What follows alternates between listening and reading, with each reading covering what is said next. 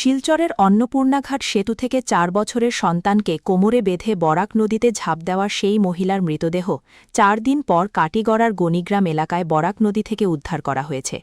গত শুক্রবার ওই মহিলা এই মর্মান্তিক পথ বেছে নেওয়ার পর এসডিআরএফ ব্যাপক তল্লাশি চালালেও তখন কোনো সন্ধান মেলেনি। মঙ্গলবার স্থানীয় লোকজন নদীপথে মৃতদেহ দুটি ভাসতে দেখতে পেয়ে পুলিশকে খবর দেন এবং পুলিশ মৃতদেহগুলো উদ্ধার করে ময়নাতদন্তের জন্য শিলচর মেডিকেল কলেজ হাসপাতালে পাঠায়। এই হৃদয়বিদারক ঘটনায় সমগ্র অঞ্চলে গভীর শোকের ছায়া নেমে এসেছে।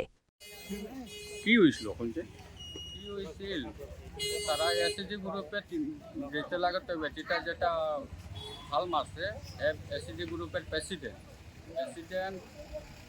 তারা ব্যাংকে যেতে লাগে, ব্যাংকে গেছে, ব্যাংকের কাজ শেষ করিয়া তাই কইছে যে আমি যাই গিয়া আমার একটা কাজ আছে, ওই বাইরে যা তারার আগে দুইটা বেটিরে ছাড়িয়া হে আগে বাইরে আইয়া এখানে ঘটনা।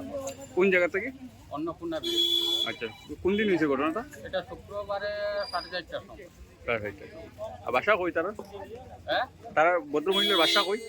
বাচ্চা বাড়ি কই? বাড়ি ও ছোট দোষ পাতিল বাগান। বাগান। আর বাচ্চা আছে? আর বাচ্চা নাই, এক ছেলে। এখন লাশ পাওয়া গেছে কোন জায়গায়? পাওয়া গেছে এটা গণিগ্রাম। ঠিক আছে, পুলিশও খবর দেওয়া হয়েছে? পুলিশও খবর দেওয়া হয়েছে।